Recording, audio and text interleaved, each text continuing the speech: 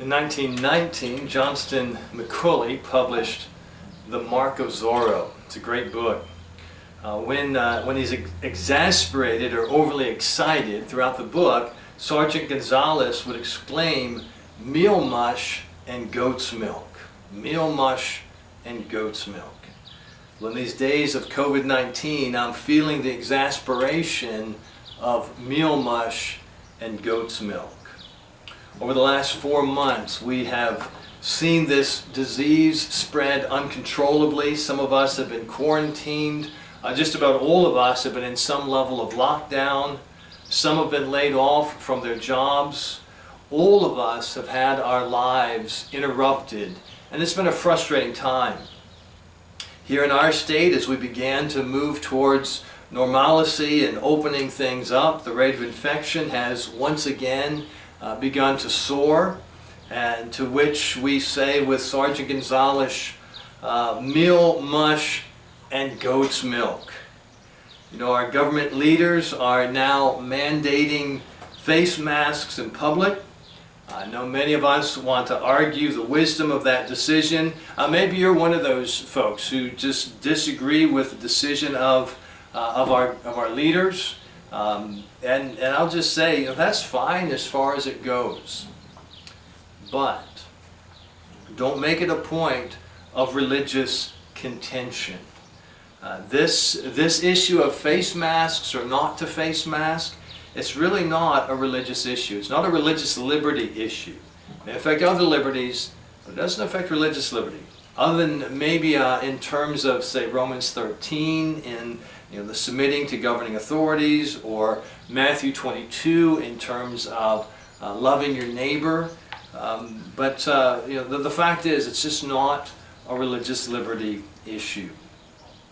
Now, as you deal with or think through the things going on, the other thing to keep in mind is simply don't be afraid. Right? Let's not give in to fear. Don't forget the resurrection. Because of the resurrection, we have reason for hope.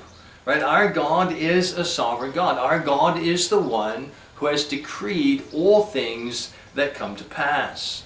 And because of that, we don't need to worry.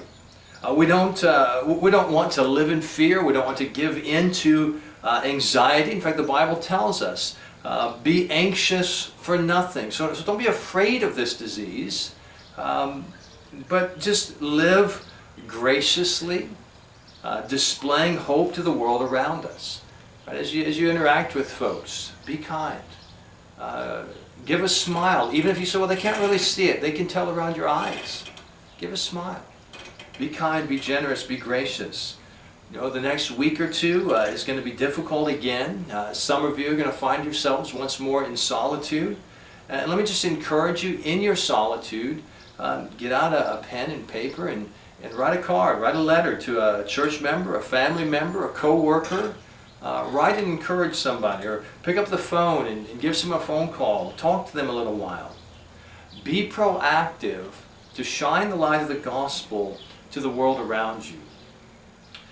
These seasons of adversity, seasons of suffering, these seasons are always used by God to test us. You see, when we're squeezed, no matter where the squeezing comes from, or whatever is doing it, when we're squeezed, we find out what's on the inside. The squeezing lets us know, is my heart filled with this stench of hell?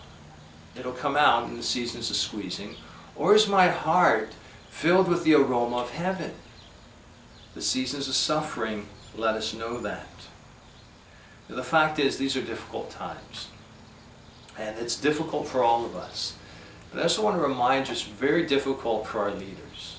Our president, the congressmen and women, the governor, our mayor, all of these individuals have very difficult decisions to make, and the decisions they're making are more than just how it's going to impact their family. It's how they're going to impact all the families that live in the area that they're responsible for. And so, we may not agree with these decisions, we may not like them, but before you're angry or express that anger, step back a moment and reflect, what would it be like if you had to make all the decisions for the people in the city of Columbus, or the state of Ohio, or the United States of America? And remember that what the Bible tells us to do is to pray for our leaders. So just pray for them. Pray that God would grant them wisdom in their decision making. At difficult times, we often feel like Sergeant Gonzalez, meal mush and goat's milk. But we don't have to stay there. We can lift our voices to God and pray. Pray for our leaders and pray for the end of this pandemic.